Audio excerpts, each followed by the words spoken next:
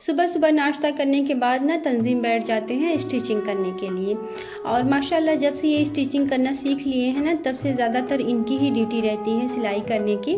मैं बहुत कम ही सिलती हूँ, बस मेरा काम क्या रहता है ना कि कपड़े की कटिंग करना। मैं कपड़े की कटिंग करके दे देती हूँ और सिलाई की ज़िम्मेदारी इनकी रहती है।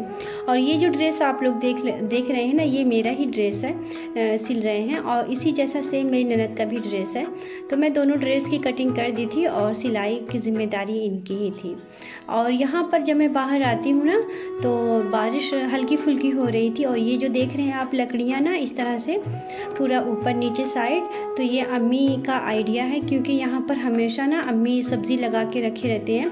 तो जो सब्ज़ियाँ लगाते हैं वो फैलने वाली सब्ज़ियाँ रहती हैं, जितनी बढ़ती हैं उतनी ही ज़्यादा फैलती रहती हैं। तो इसकी वजह से वो लकड़ियाँ लगा देती हैं ताकि सब्जियों को फैलने में ना आसानी हो। और जब घर के अंदर मैं आती हूँ ना, तो आंगन में इस तरह से बारिश, आज का मौसम बहुत ही सुहाना था, ठंडा ठंडा एकदम था।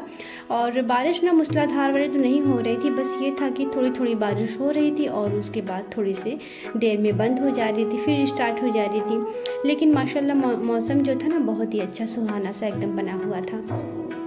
और हमारे घर के पेड़ के जो अमरूद हैं ना, उनके वो अमरूद जो है ना, वो पानी पाकर एकदम पकना स्टार्ट हो गए हैं। और माशाल्लाह बहुत ही मीठे अमरूद हैं। अभी तो पहला पहला इसका फल है, तो इसकी जो साइज़ है वो बहुत ही छोटी छोटी है। तो ठंडी के मौसम के जो फ्रूट रहते हैं ना अमरूद के, वो थोड़ा बड़े बड़े साइज़ के हो जाते हैं। तो यहाँ पर जैसे जैसे पानी मिल रहा है अमरूद को, उसकी जड़ों में, उसकी पत्तियों पर, वैसे ही उसके फल भी पकना स्टार्ट हो गए हैं।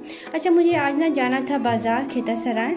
तो जब बारिश थमती है ना, बंद होती है दोपहर के टाइम, तो मैं चली जाती हूँ खेता की सराय। और यहाँ पर मुझे लेना था कुरान शरीफ।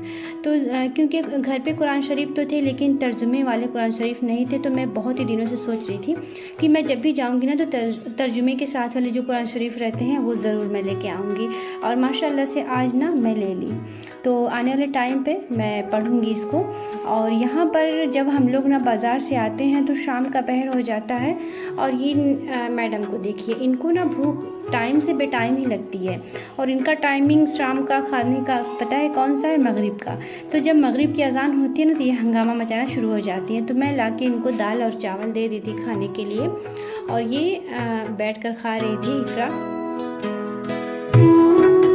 उसके बाद फिर जब ज़्यादा शाम होती है, तो चाचा हमारे जो घर के हैं ना, वो हंगामा शुरू कर देते हैं फिंगर लगाने वाला। अच्छा, ये जो नया नया कानून निकला है ना, फिंगर पूरे परिवार का लगता है, बग़ैर पूरे परिवार का लगे जो राशन रहता है वो नहीं मिल पाता है। तो खुद तो परेशान होते हैं, और साथ में जो पब्लिक है वो अलग ही परेशान होती है। तो बस क्योंकि हम लोगों का फिंगर तो लग चुका था, लेकिन चाचा हमारे जो है ना, वो हम लोगों को बिला वजह का बस दौड़ा दिए। और यहाँ पर जब हम लोग बाहर निकलते हैं ना, तो मैं यहाँ से देखिए, जो हमारा सामने घर दिख रहा है ना, वो बाहर से हमारा ही घर दिख रहा है। और मौसम एकदम साफ़ हो गया था। जो आसमान थे ना, उनकी जो डिज़ाइनें थी एक अलग ही तरीके से बनी हुई थी। तो बस मैं उसी को शूट कर रही थी। और फिलहाल जब हम लोग वहाँ से वापस आते हैं घूम टहल करना, तो आज ना रात के खाने में मैं बनाई थी रिकवच। जी हाँ, तो क्योंकि ये बारिश का मौसम चल रहा है, तो बारिश के मौसम में की ये रेसिपी है, बराबर बनती रहती है। और किसी सीज़न में ज़्यादा नहीं बनती जितना बारिश के सीज़न में ये रेसिपी बनती है। अच्छा, इससे पहले भी मैं ये रेसिपी रिक्वेस्ट की आप लोग के साथ शेयर कर चुकी हूँ। जब आप लोग देखना चाहेंगे ना पूरी मुकम्मल रेसिपी, तो मैं डिस्क्रिप्शन बॉक्स में इसका लिंक डाल दूँगी, तो आप ज़रूर वहाँ से ले जाके देख लीजिएगा। और ये जो रेसिपी है ना, ये हम लोग को फ्राई की हुई ज़्यादा पसंद रहती है। और जो हमारी अम्मी है ना, उनको सालन वाली ज़्यादा ये पसंद रहती है। तो पर्सनली उनके लिए सालन वाली रेसिपी बना दी जाती है। और हम लोग तो बस फ्राई करी ही खा पी लेते हैं, हम और हमारे बच्चे। और यहाँ पर अम्मी बैठकर वज़ू बना रहे थे। तो बच्चे तो खा के जब फारिग होते हैं ना, तो मैं चली आती हूँ नल पर। और मुझे ना रोज़ की ड्यूटी के मुताबिक बच्चे लोगों का ड्रेस धुलना था। अच्छा, एक दिन ड्रेस नहीं धुलो तो काम चलने वाला नहीं रहता है। क्योंकि ये रहता है ना कि गर्मी चल रही है, मौसम गर्मी का है, और बहुत ही ज़्यादा तापमान एकदम दर्जे हरारत जो है बढ़ा हुआ रहता है। हर कोई गर्मी से एकदम परेशान है। अभी तो 2 दिन हुए हैं लगभग, माशाल्लाह मौसम बहुत ही अच्छा सुहाना हो गया है। लेकिन इससे पहले तो गर्मी से हर कोई एकदम परेशान था। और हमारे बच्चे जो हैं वो स्कूल में जाने के बाद तो और ही ज़्यादा परेशान हो जाते हैं। तो ज़्यादातर ना इन लोग का ड्रेस जो है वो गर्मियों में तो एक दिन भी नहीं नागा होता, मैं रोज़ ही धुलती हूँ। क्योंकि पसीने की स्मेल से ना ड्रेस जो है ना वो सही नहीं रहता तो मैं धुल देती हूँ तो अच्छा हो जाता है। सुबह के टाइम धुले हुए साफ़ सुथरे ड्रेस पहन के जाते हैं बच्चे लोग तो कंफर्टेबल उनको भी होता है। और यहाँ पर ना आज इतना लेट हो गया था ना कि वक्त ही नहीं मिला और रात के टाइम मुझे ड्रेस इन लोगों का धुलना पड़ा। और मैं सोच रही थी कि पता नहीं इन लोगों का ड्रेस सूख पाएगा कि नहीं, क्योंकि मौसम भी ठंडा ही था। तो बस मैं लेके जाके डाल देती हूँ बाहर, और मैं ये सोच के डालती हूँ कि चलो रात भर ना पंखा चलेगा तो पंखे की हवा से शायद इन लोग की जो शर्ट है ना वो सूख जाए। और मैं पैंट नहीं धुलती क्योंकि रात का पहर हो गया था, तो यही सोच के कि पैंट तो वाकई में नहीं सूख पाएगी, जो शर्ट रहेगी वो थोड़ी हल्की रहती है तो वो शायद सूख जाए सुबह के टाइम। और यहाँ पर मैं ड्रेस को फैला दूँगी।